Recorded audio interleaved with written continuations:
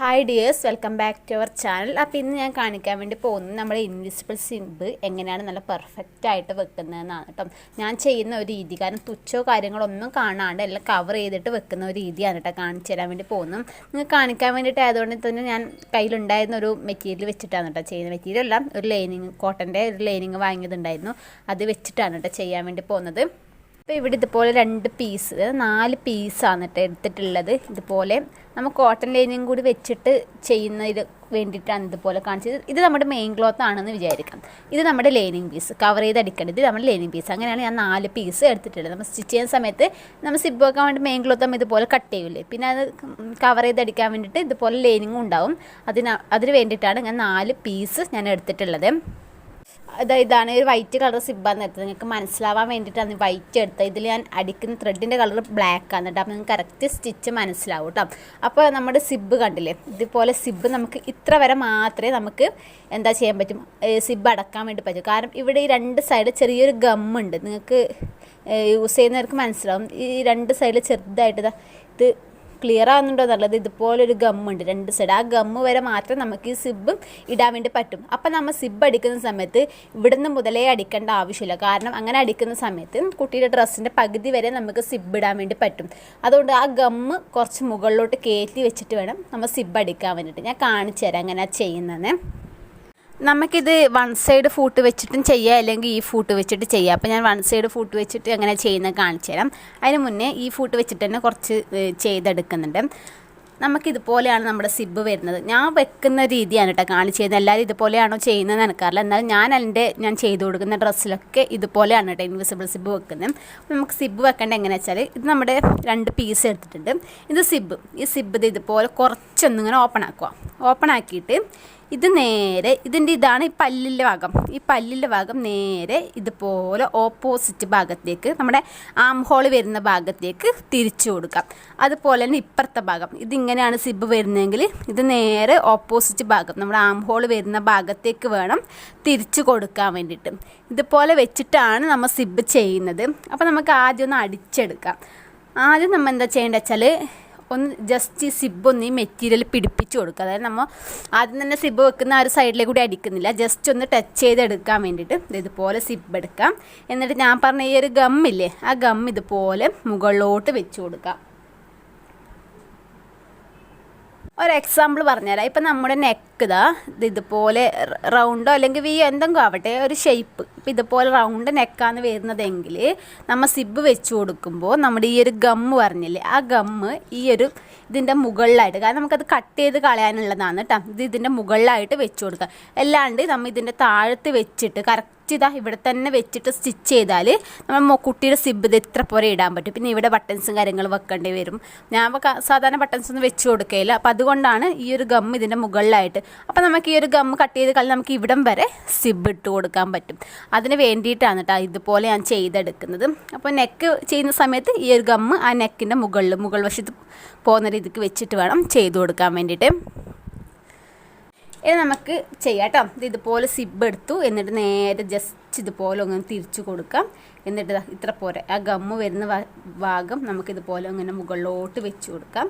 എന്നിട്ട് ജസ്റ്റ് നമ്മൾ ഈ ഡബിൾ ഫൂട്ട് വെച്ചിട്ട് എന്നാണ് ചെയ്യുക, ജസ്റ്റ് നമുക്ക് എന്താ ചെയ്യേണ്ടത്, ഈ ഒരു അറ്റത്തെ ഒന്ന് സ്റ്റിച്ച് ചെയ്തെടുക്കാം കേട്ടോ. അതായത് നമ്മുടെ ഈ സിബും മെറ്റീരിയലും തമ്മിൽ ഒന്ന് ടച്ച് ചെയ്തെടുക്കാൻ വേണ്ടിയിട്ടാണ് കേട്ടോ ഈ അറ്റത്തെ കൂടി ഒന്ന് സ്റ്റിച്ച് ചെയ്യാൻ വേണ്ടി പറഞ്ഞത്.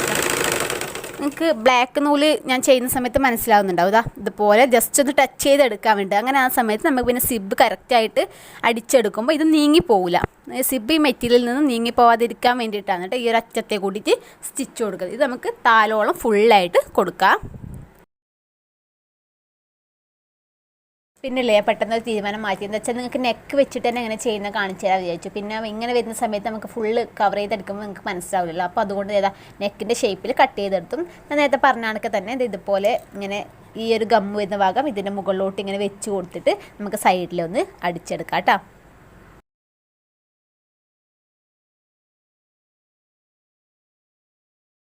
അപ്പോൾ ഈ ഒരു സൈഡ് നമ്മൾ അടിച്ചു. അതുപോലെ തന്നെ ഈ ഒരു സൈഡ് നമ്മൾ ഇതുപോലേക്കും സിബ് വെക്കുന്നുണ്ടാൽ. അപ്പോൾ ജസ്റ്റ് ഇതുപോലെ ഈ ഒരു സൈഡിലേക്ക് തിരിച്ചു കൊടുക്കുക. നമ്മുടെ ആം ഹോളിൻ്റെ ആ ഒരു ഭാഗത്തേക്ക് തിരിച്ചു കൊടുത്തിട്ട് നമ്മുടെ ഈ ഗമ്മ് വരുന്ന ഭാഗം കുറച്ച് മുകളിലോട്ട് വെച്ച് കൊടുത്തിട്ട് നമുക്ക് ഇവിടെ നിന്ന് താഴത്ത് വരെ ഒന്ന് അടിച്ചെടുക്കാം കേട്ടോ. സൈഡിലേ കൂടിയിട്ട് ഇതൊക്കെ കണ്ടില്ലേ, ഇതുപോലെ ഞാൻ തിരിച്ച് വെച്ചിട്ട് അടിച്ചു. നമുക്ക് ജസ്റ്റ് സിബ് ഇട്ട് നോക്കുന്ന സമയത്ത് കറക്റ്റായിട്ട് തന്നെ കിട്ടുന്നുണ്ട് കേട്ടോ. ഇതുപോലെയാണ് അടിക്കേണ്ടത്. രണ്ട് സൈഡിലേക്കും തിരിച്ച് വെച്ചിട്ട് അടിച്ചു കൊടുത്തില്ല. ഇനെന്താ ചെയ്യേണ്ടതെന്ന് വെച്ചാൽ നമുക്ക് ഈ ഒരു ഫൂട്ട് ഇട്ടിട്ട് തന്നെ ചെയ്യുന്നുണ്ടെങ്കിൽ നമുക്ക് ഈ പല്ലിൻ്റെ ഇവിടെ ഇങ്ങനെ വെച്ച് കൊടുക്കാം. വെച്ചിട്ട് ഇത് ഇതുപോലെ ഇങ്ങനെ നീക്കി ഇത് ഇവിടെ വെച്ചിട്ട് ചെയ്യുന്ന സമയത്ത്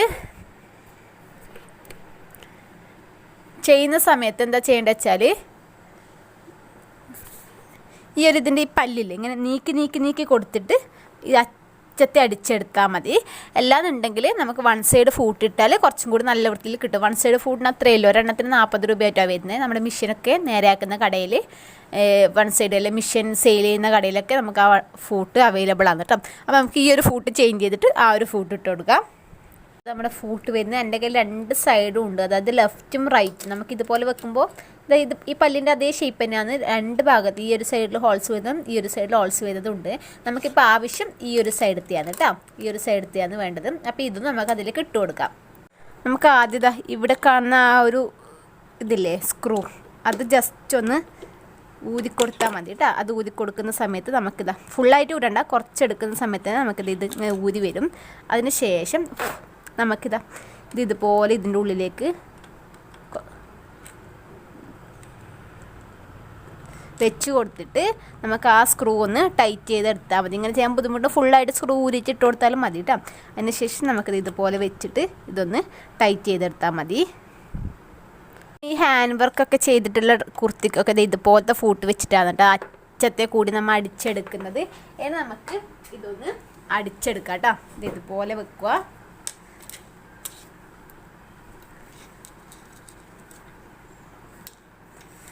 ഇതുപോലെയല്ലേ ഉള്ളത്, ഇതുപോലെ എടുക്കുക. അതിന് ശേഷം ഇതിങ്ങനെ വെക്കുക. വെച്ചിട്ട് ഈ ഒരു പല്ലിൻ്റെ അറ്റത്തെ നമുക്ക് അടിച്ചെടുക്കാം കേട്ടോ. ഈ പല്ല് നമുക്ക് ഇതുപോലെ ഇങ്ങനെ ഒന്ന് കൈവച്ചിട്ട് ഇങ്ങനെ ഒന്ന് ചെയ്ത് കൊടുത്താൽ മതിയേ.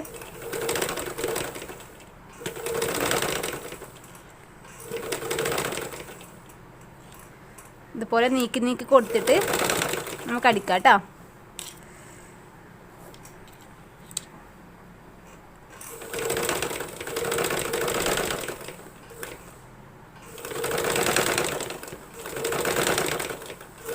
ഇതുപോലെ തന്നെ ഓപ്പോസിറ്റ് ഭാഗത്ത് നമുക്ക് അടിച്ചെടുക്കാം. നമ്മൾ ഇവിടെ താഴ്ന്ന് മീത്തിലോട്ട് അടിക്കുന്ന സമയത്ത് ഇതുപോലെ താഴ്വശത്തിന് വേണം തുടങ്ങും. കാരണം നമ്മുടെ പല്ലിൻ്റെ ഈ ഹോൾസ് ഈ സൈഡ് ആയതുകൊണ്ട് താഴ്വശത്തിന് വേണം കേട്ടോ, മുകൾ വശത്തേക്ക് ചെയ്യാൻ വേണ്ടിയിട്ട്. അതുപോലെ അടിച്ചിട്ടുണ്ട് കേട്ടോ. 2 സ്റ്റിച്ചൊക്കെ കൊടുക്കണം കേട്ടോ ആ ഒരു അറ്റത്തെ കൊടുക്കുമ്പോൾ.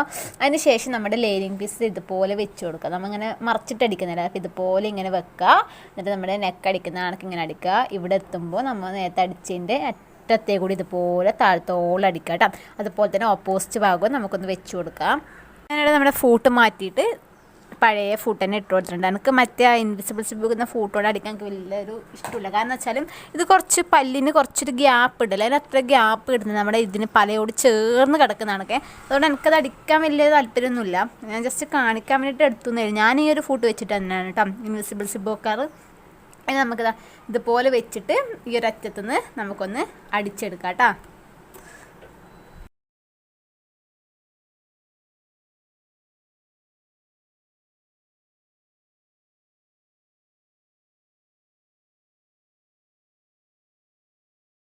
ഞാനിപ്പോൾ ജസ്റ്റ് കാണിക്കാൻ വേണ്ടി അടിച്ചൊന്നുമില്ല. ഇപ്പോൾ ഷോൾഡറിന് കറക്റ്റായിട്ടില്ല കേട്ടോ. ജസ്റ്റ് അടിക്കുന്ന സമയത്ത് കറക്റ്റായിട്ട് വെച്ചിട്ട് അടിക്കുക. ഇപ്പോൾ ജസ്റ്റ് ഇങ്ങനെ കാണിക്കുന്നല്ലേ, എങ്ങനെയാണ് ചെയ്യുന്നതെന്നില്ല കാണിക്കുന്നല്ലേ. അപ്പോൾ ഇതുപോലെ വന്നതിന് ശേഷം നമുക്ക് ഈ ബാലൻസ് വന്ന സിബില്ലേ ആ സിബൊന്ന് കട്ട് ചെയ്തെടുക്കുക. കാരണം ഗമ്മ് മുകളിൽ വന്ന ആ ഒരു പീസാണ് കേട്ടോ. നമുക്കിത് സ്റ്റിച്ച് ഇളകി പോകില്ല. കാരണം നമ്മൾ 2 സ്റ്റിച്ച് കൊടുക്കണം കേട്ടോ. അത് പറയാൻ വിട്ടുപോയി. 2 സ്റ്റിച്ച് വീതം കൊടുക്കണം. ഇത് അവിടെ നിന്ന് ഇളകാനൊന്നും ചാൻസ് ഇല്ല. ഇനി നമുക്ക് എന്താ മറിച്ചിടുന്നതിന് മുമ്പേ ഇവിടെയൊക്കെ ചെറിയ കട്ടിട്ട് കൊടുക്കണം. നെക്കിൻ്റെ അടുത്തേ വേണ്ട, ഇവിടെ ആവശ്യമില്ല. നെക്കിൻ്റെ അടുത്ത് ചെറിയ കട്ടിട്ട് കൊടുക്കുക. അപ്പം നല്ല കറക്റ്റായിട്ട് കിട്ടും കേട്ടോ. ഇതുപോലെ കട്ടിട്ടെടുത്തതിന് ശേഷം നമുക്ക് ഇതൊന്ന് മറച്ചു കൊടുക്കുക കേട്ടോ. ഇതുപോലെ ഈ ഒരു വശത്തേക്ക് ഇതുപോലെ ഇങ്ങനെ ചെയ്ത് കൊടുക്കുക. കറക്റ്റായിട്ട് ഇതിൻ്റെ ഉള്ളിൽ നിന്ന് ഇങ്ങനെ കുത്തിയിട്ട് എടുക്കുക കേട്ടോ. അതുപോലെ ഈ ഒരു വശത്തേക്ക് ഇങ്ങനെ മറിച്ചിട്ടെടുക്കുക. കറക്റ്റായിട്ട് ഇതിങ്ങനെ പോകുന്ന സമയത്ത് നമ്മുടെ സിബ് നല്ല പെർഫെക്റ്റ് ആയിട്ട് കിട്ടും കേട്ടോ. കാരണം അടിച്ചതിൻ്റെ തുച്ചൊക്കെ ഉണ്ടെങ്കിൽ നമുക്കത് അതിൻ്റെ ഉള്ളിൽ കവർ ചെയ്ത് പോയിക്കോളൂ കേട്ടോ. ഇതുപോലെയാണ് വരുന്നത് കേട്ടോ. ഇതിൻ്റെ ബാക്ക് വശം ഇതുപോലെയൊക്കെ വരുന്നത്.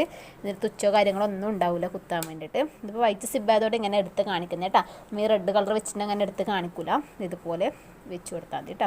ഇതുപോലെയാണ് ഞാൻ ഇൻവിസിബിൾ സിബ്. കാരണം ഞാൻ അധികം വീഡിയോയിലും കാണിക്കാറില്ല സിബ് വെക്കുന്നത് എങ്ങനെ, ഒരുപാട് ലെങ്ത്ത് വരുന്നതുകൊണ്ടാണ്.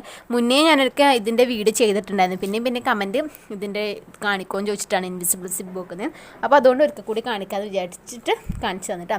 ഞാൻ വെക്കുന്ന രീതിയാണ് നിങ്ങൾക്ക് പറഞ്ഞതെന്ന്. എല്ലാവരും ഇതുപോലെ ചെയ്യണമെന്നില്ല. എന്തായാലും താല്പര്യമുള്ളവർ ജസ്റ്റ് ഇതൊന്ന് ഫോളോ ചെയ്ത് നോക്കാം കേട്ടോ. അപ്പോൾ ഇതുപോലെയാണ് വരുന്നത്. ഇതുപോലെ വേറെ വീഡിയോസായിട്ട് ഇനി വരുന്നതായിരിക്കും. ഇന്നത്തെ ഇവിടെ അത്രയേ ഉള്ളൂ. അപ്പം ബൈ. അപ്പം നമ്മൾ ഇവിടെ ഒരു കാര്യം പറയാൻ വിട്ടുപോയി. ഇവിടെയൊക്കെ നമ്മൾ ഈ ഒരു സിബൊക്കെ കറക്റ്റായിട്ട് അതിൻ്റെ ഉള്ളിൽ നിന്ന് എടുക്കണം കേട്ടോ. അപ്പോഴേ കറക്റ്റായിട്ട് കിട്ടുമോ. ഞാനത് തിരക്കിന് ഇതാക്കിയതുകൊണ്ടാണ് കേട്ടോ. കറക്റ്റായിട്ട് അവിടെയൊക്കെ കട്ടും കാര്യങ്ങളൊക്കെ ഇട്ട് കൊടുത്ത് കറക്റ്റായിട്ട് വലിച്ചു കൊടുത്ത് നമുക്ക് കറക്റ്റായിട്ട് തന്നെ നമ്മുടെ സിബ് കിട്ടും കേട്ടോ. ഇനി നമുക്ക് ഇതിൻ്റെ ഇവിടെ അടിക്കുന്നുണ്ടെങ്കിൽ ഇതിലേ കൂടി ഇങ്ങനെ നെക്ക് ഇത്ര വരെ അടിച്ചെടുക്കാം. ഇപ്പുറം വശത്ത് അടിക്കുന്നുണ്ടെങ്കിൽ അതുപോലെ തന്നെ അടിച്ചെടുക്കാം കേട്ടോ. അപ്പോൾ അത്രയേ ഉള്ളൂ.